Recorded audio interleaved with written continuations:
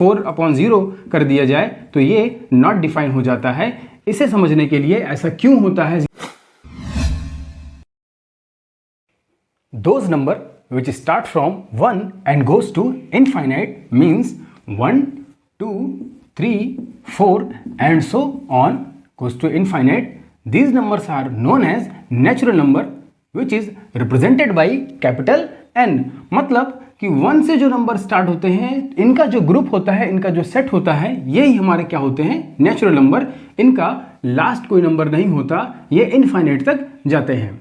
लेकिन अगर इसी ग्रुप में, इसी सेट में मैं 0 को भी इंक्लूड कर लूं, यानी 0, 1, 2, 3 and goes to infinite, so this set या this group is known as whole number. इन सबको आप लोगों ने क्लास 6 में ही पढ़ा हुआ है।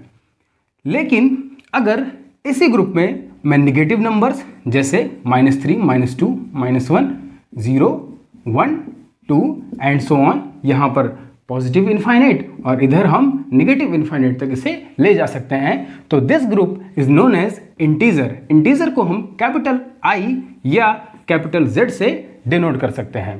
पॉजिटिव इंटीजर को हम I के ऊपर यहाँ पर छोटा सा प्लस लगा देते हैं तो ये पॉजिटिव इंटीजर बन जाते हैं, यानी 1, 2, 3 and so on. And negative integer के लिए I पर यहाँ पर I या Z कोई भी ले सकते हैं, यहाँ पर छोटा सा स्मॉल माइनस लगा देते हैं तो ये नेगेटिव इंटीजर बन जाते हैं, यानी -1, -2, -3।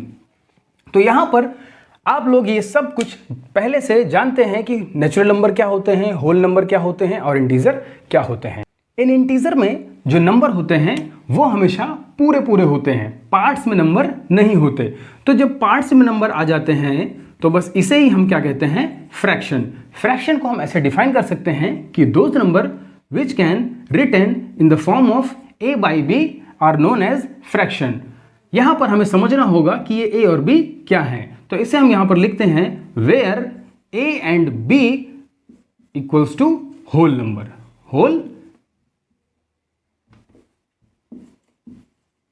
Whole number, but b does not equals to 0, यानी डिनोमिनेटर कैन नॉट बी 0। क्यों? क्योंकि यहां पर हम लोग 7th में पढ़ चुके हैं कि अगर किसी नंबर सपोज 4/0 कर दिया जाए तो ये नॉट डिफाइन हो जाता है। इसे समझने के लिए ऐसा क्यों होता है, 0 से डिवाइड करने पर इनफाइनाइट क्यों होता है या नॉट डिफाइन क्यों होता है, इसे आप क्लास 7th की वीडियो में देख सकते हैं। तो यहाँ पर फ्रैक्शन में हम यहाँ पर इस डेफिनेशन को देखें तो यहाँ पर लिखा हुआ है कि which can be represented in the form of a/b where a and b whole number. Whole number में हम चलें तो ये है हमारा whole number. Whole number start होते हैं 0 से, 0, 1, 2, 3, 4। यहाँ पर निगेटिव नंबर्स नहीं होते। जब यहाँ पर निगेटिव नंबर नहीं है इसका मतलब यहाँ पर भी निगेटिव नंबर नहीं आएंगे। इसका मतलब फ्रैक्शन ये जो नंबर्स होते हैं वो ऑलवेज पॉजिटिव होते हैं। बट प्रैक्टिकली रियल लाइफ में हमें नेगेटिव फ्रैक्शन की भी जरूरत पड़ती है, जैसे -1/3 या 4/-5 या इस तरह से कोई नंबर जरूरत पड़ती है। तो इसलिए हमें जरूरत पड़ी रेशनल नंबर की। तो रेशनल नंबर को हम ऐसे डिफाइन कर सकते हैं कि those numbers which can be written in the form of p/q। अब यहां पर ये p और q क्या है, तो इसे हम डिफाइन करेंगे कि where p and q equals to integer I या z। बट यहां पर भी same condition, q does not equals to 0, कि डिनोमिनेटर 0 नहीं हो सकता। इसका भी रीजन वही है कि अगर 0 हो गया तो ये नॉट डिफाइन हो जाएगा। तो ऐसे हमने समझ लिया कि आखिर रेशनल नंबर क्या है। तो यहां पर कभी आपसे कोई पूछ सकता है कि फ्रैक्शन और रेशनल में बेसिक डिफरेंस क्या है, तो इन दोनों में बेसिक डिफरेंस यही है कि a और b यहां पर होल नंबर होंगे, बट यहां पर p और q इंटीजर होंगे। मतलब यहां पर कोई एक नंबर नेगेटिव हो सकता है या दोनों नंबर नेगेटिव हो सकते हैं या दोनों नंबर पॉजिटिव हो सकते हैं। मतलब हम ये कह सकते हैं कि 4/5 फ्रैक्शन भी है एंड रेशनल भी है, बट -4/5 रेशनल है बट फ्रैक्शन नहीं है।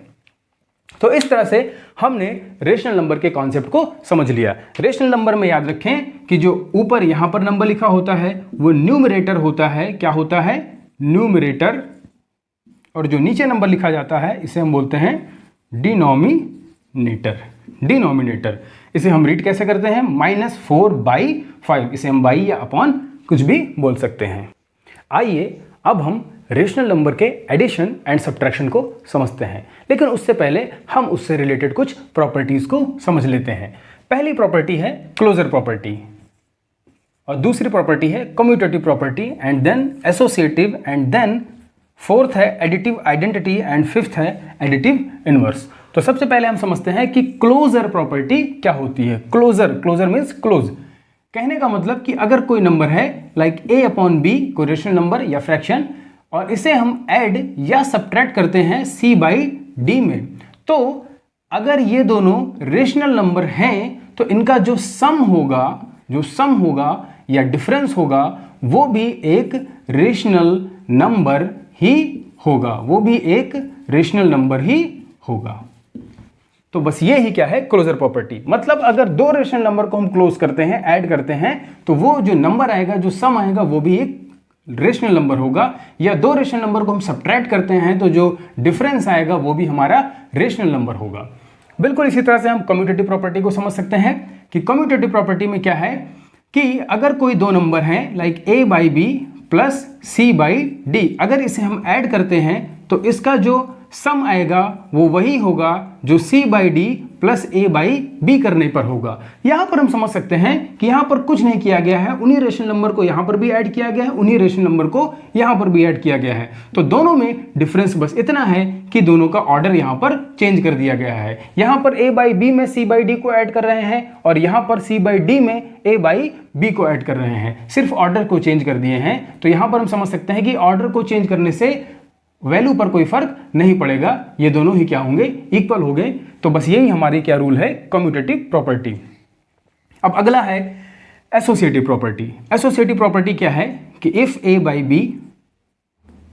a/b plus c/d plus e/f, अगर ये नंबर हैं, इन दोनों को मैं पहले ऐड कर दूं, या a/b plus c/d plus e/f, इसमें मैं a/b प्लस c/d को पहले ऐड कर दूं, देन e/f को इसमें ऐड करूं, या पहले इन दोनों को ऐड करके फिर इसको इसमें ऐड करूं, तो दोनों में ही जो आंसर होगा, जो हमारा सॉल्यूशन आएगा वो सेम होगा। मतलब कहने का ये कि दो या दो से ज़्यादा होने पर किन्हीं दो को हम पहले अगर सॉल्व कर लेते हैं तो उससे वैल्यू पर कोई फर्क नहीं पड़ेगा। बस यही है हमारी एसोसिएटिव प्रॉपर्टी।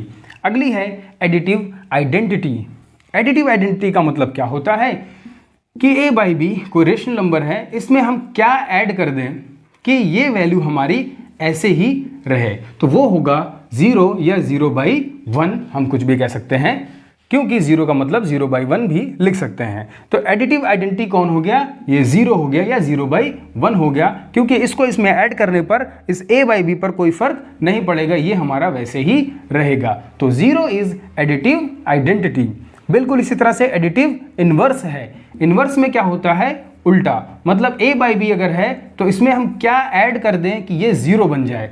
तो a/b में अगर हमें ऐड करना है तो हम -a/b को ऐड कर देंगे तो ये 0 बन जाएगा।